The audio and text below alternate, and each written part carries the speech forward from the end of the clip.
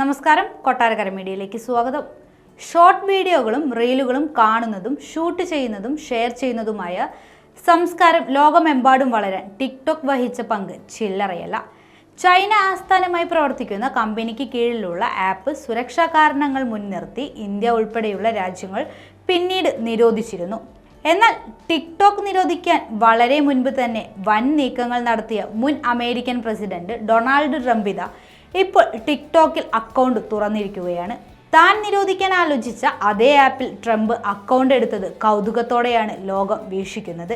ട്രംപിന്റെ അടുത്ത നീക്കം എന്താണെന്നറിയാനുള്ള ആകാംക്ഷയും പല ഊഹാപോഹങ്ങളും പലയിടത്തു നിന്നും ഉയരുന്നുണ്ട്. ചുരുങ്ങിയ സമയം കൊണ്ട് ട്രംപിന് ടിക്ടോക്കിൽ 1 മില്യണിലധികം ഫോളോവേഴ്സായി കഴിഞ്ഞു.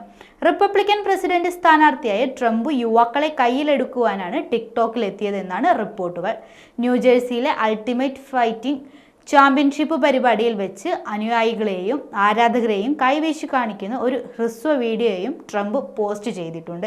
എതിർ സ്ഥാനാർത്ഥി ബൈഡനും ടിക്ടോക്ക് പ്രചാരണങ്ങളിൽ സജീവമാകുന്ന പശ്ചാത്തലത്തിലാണ് വിട്ടുകൊടുക്കാതെ ട്രംപും ടിക്ടോക്കർ ആകുന്നത്. 170 മില്യണിലധികം അമേരിക്കക്കാരാണ് നിലവിൽ ടിക്ടോക്ക് ഉപയോഗിക്കുന്നത്.